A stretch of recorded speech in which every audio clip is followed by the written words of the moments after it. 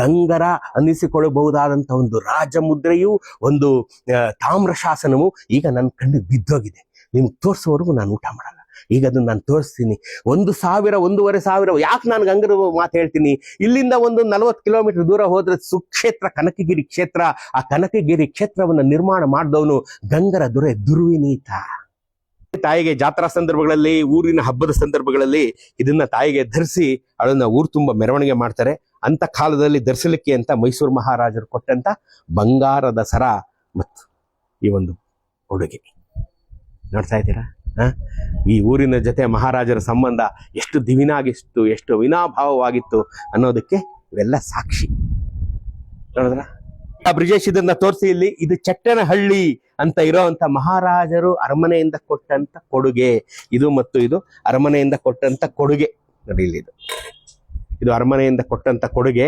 ಇವರು ಇದನ್ನ ಜಾತ್ರೆಯಲ್ಲಿ ಮತ್ತು ವಿಶೇಷ ಸಂದರ್ಭಗಳಲ್ಲಿ ದೇವರ ಉತ್ಸವಕ್ಕೆ ಇದನ್ನ ಬಳಸ್ಕೊಳ್ತಾರೆ. ಸರಿ ಅಲ್ವಾ? ದೇವರ ಉತ್ಸವಕ್ಕಾಗಿ ಬಳಸ್ಕೊಳ್ತಾರೆ.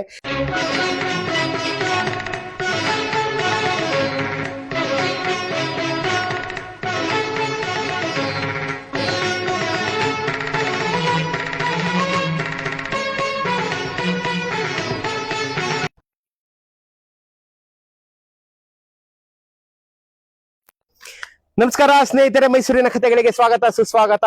ನಾನು ನಿಮ್ಮ ಪ್ರೀತಿಯ ಧರ್ಮಿ. ಎಲ್ಲ ಲೈಫ್ ಎಂಜಾಯ್ ಮಾಡ್ತಾ ಇದ್ದೀರಾ ಅಂತ ಭಾವಿಸಿದ್ದೀನಿ. ಇವತ್ತು ನಾನು ನಿಮ್ಮನ್ನ ಮೈಸೂರಿನ ಸೆರಗಿನಲ್ಲಿರ್ತಕ್ಕಂಥ ನಮ್ಮ ಪ್ರೀತಿಯ ಜೈಪುರಕ್ಕೆ ಕರ್ಕೊಂಡ್ ಬಂದಿದ್ದೀನಿ. ಈ ಜಯಪುರನ ನಾನು ಅಜವಾಸಿ 80ರಿಂದ ನಾನು ನೋಡ್ತಾ ಇದ್ದೀನಿ. ಈ ಜೈಪುರ ಅಂತ ಈ ಊರು ಯಾಕೆ ಹೆಸರು ಬಂತು? ಯಾಕೆಂದ್ರೆ ಇಲ್ಲಿ ಸಾಲುಂಡಿ ಆದ್ಮೇಲೆ ಜೈಪುರ, ಜೈಪುರ ಆದ್ಮೇಲೆ ಇನ್ನೊಂದು 14 ಹಳ್ಳಿಗಳಾದ್ಮೇಲೆ ನಮ್ಮ ಹ್ಯಾಂಡ್ ಪೋಸ್ಟ್, ಸರಗೂರು, ಹೆಗಡದೇವಕೋಟೆ ಎಲ್ಲ ನಾವು ಆ ಕಾಲದಿಂದ ಓಡಾಡ್ತಿರ್ತಕ್ಕಂಥ ಕಾಲದಲ್ಲಿ ಈ ಜೈಪುರ ಅನ್ನೋಂಥ ಊರು ನನ್ನ ಯಾಕೋ ಒಂದು ಸೆಳಿತಾ ಇತ್ತು. ಯಾಕೆಂದ್ರೆ ಇಲ್ಲಿ ಒಂದು ಸ್ಟಾಪ್ ಇತ್ತು, ಬಸ್ ಸ್ಟಾಪ್. ಆಗ ಜೈಪುರ ಆದ್ಮೇಲೆ ನಾವು ಮೈಸೂರಿಗೆ ಹೋಗ್ತಾ ಇದ್ವು. ಅಂಥ ಒಂದು ಜೈಪುರದಲ್ಲಿರ್ತಕ್ಕಂಥ 1000 ವರ್ಷದ ಇತಿಹಾಸವನ್ನ ಇವತ್ತು ನಾನು ನಿಮಗೆ ತೋರಿಸೋದು ಬಂದಿದ್ದೀನಿ. ಮಹರ್ಷಿ ವಾಲ್ಮೀಕಿ ನಾಯಕರ ಸಂಘ ಈ ಬೋರ್ಡ್ ಇದೆ. ಯಾಕಪ್ಪ ಇದಿಲ್ಲಿದೆ? ಯಾಕೆ ಅಂತಂದ್ರೆ ಇಲ್ಲಿ 1000 ವರ್ಷಗಳ ಹಿಂದಿನ ಒಂದು ದೇವಸ್ಥಾನ ಇದೆ. ಒಂದು ರೋಚಕವಾದಂತ ಕಥೆ ಅಲ್ಲಿಂದ ನಿಮಗೆ ತೆರ್ಕೊಳ್ಳುತ್ತೆ. ಆ ಕಥೆನ ಅಲ್ಲೇ ಹೇಳ್ತೀನಿ, ಬನ್ನಿ ನನ್ನ ಜೊತೆ.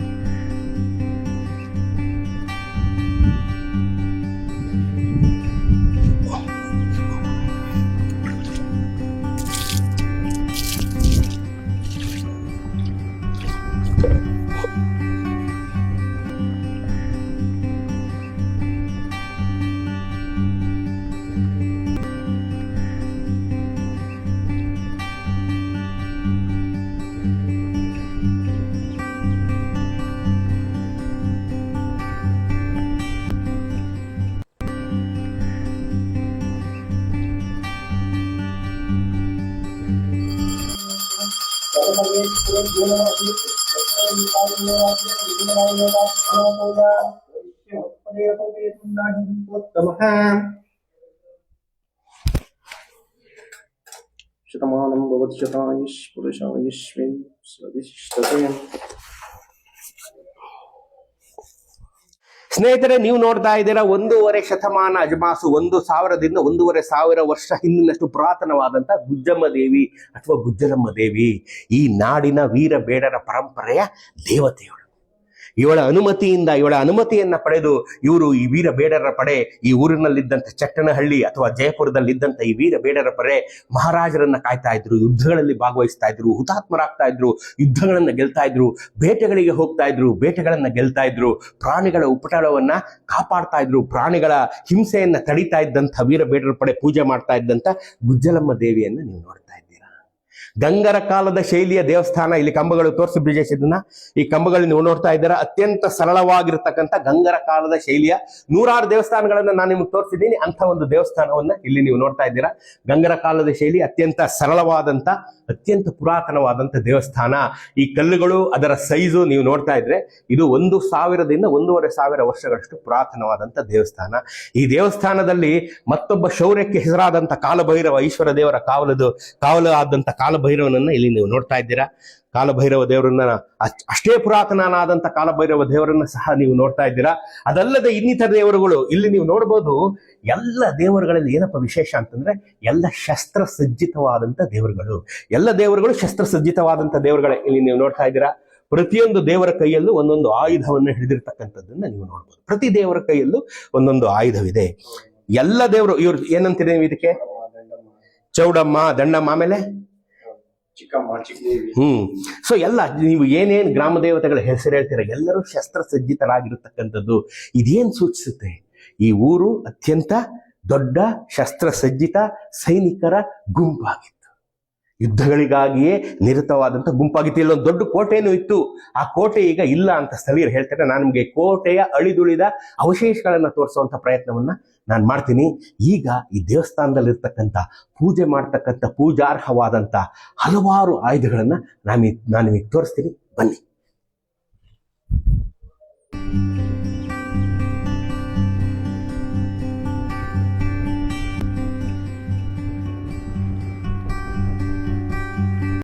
ಬೇಡರ ಅಥವಾ ನಾಯಕರ ಬೆಡಗುಗಳಲ್ಲಿ 26 ಬೆಡಗುಗಳಲ್ಲಿ ಒಂದು ಗುಜ್ಜಲ, ಇನ್ನೊಂದು ಕೆಂಗಲ. ಈ ಗುಜ್ಜಲ ಅನ್ನೋ ಪದ ನಾವೆಲ್ಲಿ ಕೇಳಿದ್ದೀವಿ? ಎಸ್, ಲಿಂಗಸುಗೂರಿನ ಅಷ್ಟೂ ನನ್ನ ಸ್ನೇಹಿತರು ಗುಜ್ಜಲ ವಂಶದವರು ತುಂಬಾ ಜನ ಇದ್ದಾರೆ. ನನ್ನ ಸ್ನೇಹಿತ ಗುಜ್ಜಲ ಅಶೋಕ್ ನಾಯ್ಕ್ ದಿದ್ದಿಗಿ, ಸಾರಿ ವಿಡಿಯೋ ನಿಮಗೋಸ್ಕರ. ಇದು ಗುಜ್ಜಲಮ್ಮ ಅಥವಾ ಗುಜ್ಜಮ್ಮ ದೇವಿ ದೇವಸ್ಥಾನ. ಇದು ಇಲ್ಲಿ ಸರಗೂರಲ್ಲೂ ಇದೆ, ಇದೇ ತರದ ದೇವಸ್ಥಾನ ಅಂತ ಸ್ಥಳೀಯರು ಹೇಳಿದ್ದಾರೆ. ಕನಕಗಿರಿನಲ್ಲೂ ಇದೆ, ಕನಕಗಿರಿ ನಾಯಕರಲ್ಲೂ ಇದೆ, ಅಲ್ಲಿ ನಮ್ಮ ಲಿಂಗಸೂರ್ ಹತ್ರನೂ ಇದೆ. ಸೊ ಈ ಕರ್ನಾಟಕದಾದ್ಯಂತ, ಬಹುಶಃ ತಮಿಳುನಾಡಿನಾದ್ಯಂತ, ಆಂಧ್ರದಾದ್ಯಂತ ಹಲವಾರು ಈ ಗುಜ್ಜಮ್ಮ ದೇವಸ್ಥಾನಗಳು ಅಥವಾ ಗುಜ್ಜಲಮ್ಮ ದೇವಸ್ಥಾನಗಳು ನಿಮಗೆ ಕಾಣಸಿಗುತ್ತವೆ. ಯಾಕೆ ಅಂತಂದ್ರೆ ಇಲ್ಲಿ ಈ ಗುಜ್ಜಲ ದೇವಿಯನ್ನು ಆರಾಧನೆ ಮಾಡುವಂತ ವೀರ ಬೇಡರ ಪಡೆಯೊಂದು ಇಲ್ಲಿತ್ತು. ಆ ವೀರ ಬೇಡರ ಪಡೆ ಇಲ್ಲಿತ್ತು. ಇದು ನಮ್ಮ ಮೈಸೂರು ಮಹಾರಾಜರಿಗೆ ಅತ್ಯಂತ ಶ್ರದ್ಧಾಭಕ್ತಿಯಿಂದ ನಡ್ಕೊಳ್ತಾ ಇತ್ತು. ಮೈಸೂರು ಮಹಾರಾಜರು ತಮ್ಮ ತೀವ್ರವಾದಂಥ ಯುದ್ಧಗಳಲ್ಲಿ, ವಿಶೇಷವಾದಂಥ ಯುದ್ಧಗಳಲ್ಲಿ, ಕಷ್ಟತಮವಾದಂಥ ಯುದ್ಧಗಳನ್ನ ಜಯಿಸಬೇಕಾದಂಥ ಕಾಲದಲ್ಲಿ ಈ ಒಂದು ಬೇಡರ ಪಡೆಗೆ ಒಂದು ಆಹ್ವಾನ ಹೋಗ್ತಾ ಇತ್ತು. ಈ ಬೇಡರ ಪಡೆ ಆ ಯುದ್ಧಗಳಲ್ಲಿ ಭಾಗವಹಿಸಿ ಹುತಾತ್ಮರಾಗಿ ಪ್ರಾಣತ್ಯಾಗ ಮಾಡಿ ಮೈಸೂರು ಮಹಾರಾಜರನ್ನ ಕಾಪಾಡ್ತಾ ಇದ್ರು. 100 ವೀರುಗಲ್ಲುಗಳದಕ್ಕೆ ಸಾಕ್ಷಿಯಾಗಿದೆ. 100 ವೀರುಗಲ್ಲುಗಳು ಈ ಜೈಪುರದಲ್ಲಿದೆ. ಚಟ್ಟನಹಳ್ಳಿ ಅಂತ ಇದಕ್ಕೆ ಮುಂಚಿನ ಹೆಸರು. ಮಹಾರಾಜರ ಅವಿನಾಭಾವ ಸಂಬಂಧ.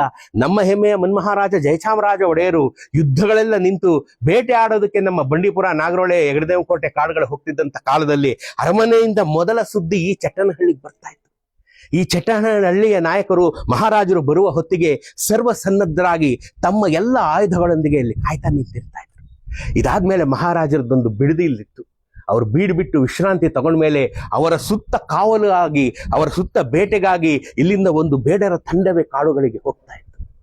ಮಹಾರಾಜರ ಒಂದು ಆಯಕಟ್ಟಿನ ಫಾಸಲೆಯಲ್ಲಿ ನಿಲ್ಲಿಸಿ ತಂಟೆ ಮಾಡುತ್ತಿದ್ದಂಥ ಹುಲಿಯನ್ನು ಎಲ್ಲ ಬೇಡರು, ವೀರ ನಾಯಕರೆಲ್ಲ ಸೇರ್ಕೊಂಡು ತಮಟೆ ಸದ್ದಿನೊಂದಿಗೆ, ಭೀಕರವಾದ ಸದ್ದಿನೊಂದಿಗೆ ಆ ಹುಲಿಯನ್ನ ಆ ಫಾಸಲೆಗೆ ತರ್ತಾ ಇದ್ರು. ಮಹಾರಾಜರ ಗುಂಡೇಟಿಗೆ ಆ ಹುಲಿ ಬಲಿಯಾಗ್ತಾ ಇತ್ತು. ಮಹಾರಾಜರ ಜೊತೆ ಇದ್ದಂತ ಅತ್ಯಂತ ಪ್ರೀತಿ, ಅವಿನಾಭಾವ ಸಂಬಂಧಕ್ಕೆ ಚಟ್ಟನಹಳ್ಳಿ ಜಯಚಾಮರಾಜೇಂದ್ರ ಪುರವಾಗಿ ಬದಲಾಗಿ ಹೋಗಿ ಜಯಪುರವಾಗಿ ಹೋಯಿತು. ಸ್ಥಳೀಯರ ಮಾತಿನಂತೆ ಮಹಾರಾಜರು ಈ ದೇವಿಯನ್ನ ಪೂಜಿಸಿ ಹೋದಂತ ಕಾಲಕ್ಕೆ ಯಾವುದೇ ಬೇಟೆನೂ ಖಾಲಿ ಕೈಯಲ್ಲಿ ಬಂದಿಲ್ಲ ಅಂತ ಇದು ಜಯಪುರವೇ ಆಯಿತು ಅಂತಾನು ಸ್ಥಳೀಯರು ಹೇಳ್ತಾರೆ.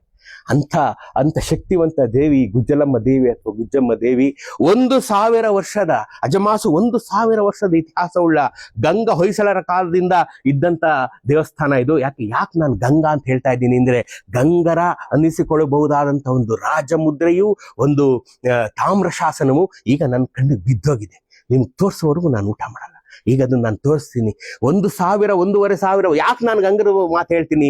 ಇಲ್ಲಿಂದ ಒಂದು 40 ಕಿಲೋಮೀಟರ್ ದೂರ ಹೋದ್ರೆ ಸುಕ್ಷೇತ್ರ ಕನಕಗಿರಿ ಕ್ಷೇತ್ರ. ಆ ಕನಕಗಿರಿ ಕ್ಷೇತ್ರವನ್ನು ನಿರ್ಮಾಣ ಮಾಡಿದವನು ಗಂಗರ ದೊರೆ ದುರ್ವಿನೀತ ಸ್ಥಾಪನೆ ಮಾಡಿದಂತ ಬಹಳ ಫೇಮಸ್ ಕನಕಗಿರಿ ಕ್ಷೇತ್ರ ನಮಗೆಲ್ಲ ಗೊತ್ತು. ಸೊ ಆ ಕಾಲಮಾನದ ಇರಬಹುದಾದಂತ ಗುಜ್ಜಮ್ಮ ದೇವಸ್ಥಾನ ಜೈಪುರದಲ್ಲಿ ಕೂತಿದೆ ರೀ. ನೋಡ್ರಿ, ಎಂತ ಐತಿಹಾಸಿಕವಾದಂಥ ಊರು ಜಯಪುರ, ಎಂತ ಐತಿಹಾಸಿಕವಾದಂಥ ಊರು. ಚಟ್ಟನಹಳ್ಳಿ ಆಗಿದ್ದಂಥ ಊರು ಜಯಪುರವಾಗಿ ಬದಲಾದದ್ದು ಒಂದು ಸೋಜಿಗ. ಅಂತ ದೇವಿಯನ್ನ ಇವತ್ತು ನಾನು ನಿಮಗೆ ತೋರಿಸ್ತಾ ಇದ್ದೀನಿ, ಬನ್ನಿ.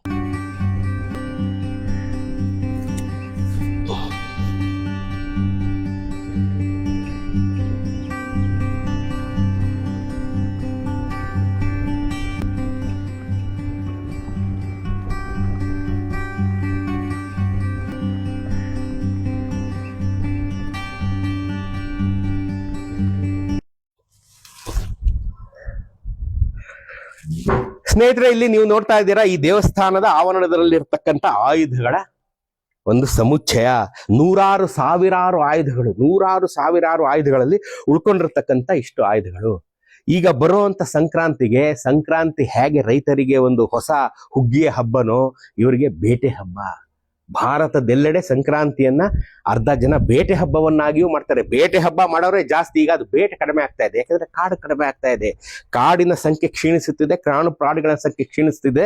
ಈ ಬೇಟೆ ಅನ್ನೋ ಪರಂಪರೆಯನ್ನು ಕ್ಷೀಣಿಸ್ತಾ ಇದೆ. ಆದರೆ ಅದನ್ನ ಬಿಡದೆ ಮುಂದುವರ್ಸ್ಕೊಂಡು ಬಂದಿರತಕ್ಕಂಥ ಸ್ಥಳೀಯರು ಈಗ ತಮ್ಮ ಹೊಲಗದ್ದೆಗಳಲ್ಲಿ ಬೇಟೆಯನ್ನ ಒಂದು ಸಂಪ್ರದಾಯವನ್ನು ಮುಂದುವರ್ಸ್ಕೊಂಡು ಬಂದಿದ್ದಾರೆ. ಈ ಒಂದು ಆಯುಧಗಳೇನಿದೆ, ನೂರಾರು ಸಾವಿರಾರು ಯುದ್ಧಗಳಲ್ಲಿ ಭಾಗವಹಿಸಿ ಹುತಾತ್ಮರಾದಂಥ ವೀರರು ಉಪಯೋಗಿಸುತ್ತಿದ್ದಂಥ ಆಯುಧಗಳು. ಎಂತೆಂಥ ಆಯುಧಗಳು! ಇವರು ಬೇಟೆಗೆ ತಗೊಂಡೋಗ್ತಾ ಇದ್ದಿದ್ದು, ಯುದ್ಧಕ್ಕೆ ತಗೊಂಡೋಗ್ತಾ ಇದ್ದಿದ್ದು, ಮಹಾರಾಜರನ್ನ ರಕ್ಷಣೆ ಮಾಡ್ತಾ ಇದ್ದಿದ್ದು.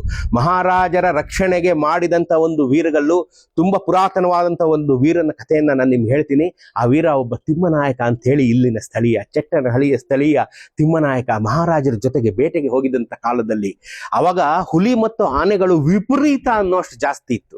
ಅದನ್ನೇ ಬಿಳಿಗಿರಿರಂಗನ ಬೆಟ್ಟದಲ್ಲಿ ಮಾರಿಸ್ ಬರ್ದಿದ್ದಾನೆ. ವಿಪರೀತ ಅನ್ನೋಷ್ಟು ಜಾಸ್ತಿ ಇತ್ತು.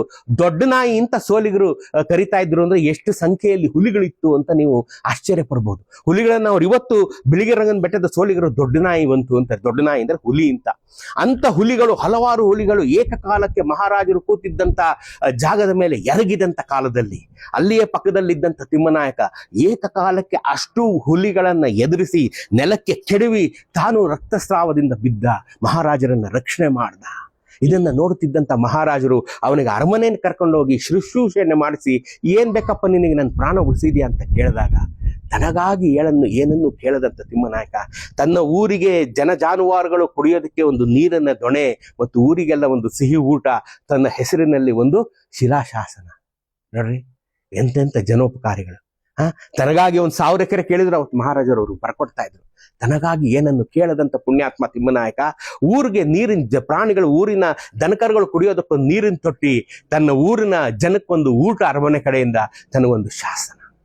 ಅವನ ಶಾಸನ ಈಗಲೂ ಇದೆ, ಇಲ್ಲಿ ನೋಡಿ ಫೋಟೋದಲ್ಲಿ. ಈ ಶಾಸನದ ವೀರ ತಿಮ್ಮನಾಯಕ ಮಹಾರಾಜರ ಪ್ರಾಣವನ್ನು ಕಾಪಾಡಿದಂತ ಇಂಥ ನೂರಾರು ನಿದರ್ಶನ ಸಿಗುತ್ತೆ, ನೂರಾರು ನಿದರ್ಶನ. ನಾನು ಒಂದು ನಿದರ್ಶನ ಹೇಳಿದ್ದೀನಿ, ಅದಕ್ಕೆ ಸಾಕ್ಷಿಯಾಗಿ ಇರುವಂಥದ್ದು ಈ ಆಯುಧಗಳು. ರೋಮಾಂಚನ ಅಲ್ವೇನ್ರಿ? ನೀವು ಹೆಗಡದೇವನ ಕೋಟೆ ಕಡೆ ಹೋಗ್ಬೇಕಾದ್ರೆ ಈ ಹೆಗಡದೇವನ ಕಡೆ ಹೋಗ್ಲೇಬೇಕಾಗಿಲ್ಲ, ಮೈಸೂರಿಗೆ ಸೇರ್ಬಿಡ್ತಾ ಇದೆ ಈಗ. ಜೈಪುರ ಅಲ್ವೇ ಈಗ? ಮೈಸೂರಿಗೆ ಸೇರ್ಬಿಡ್ತೀಗ.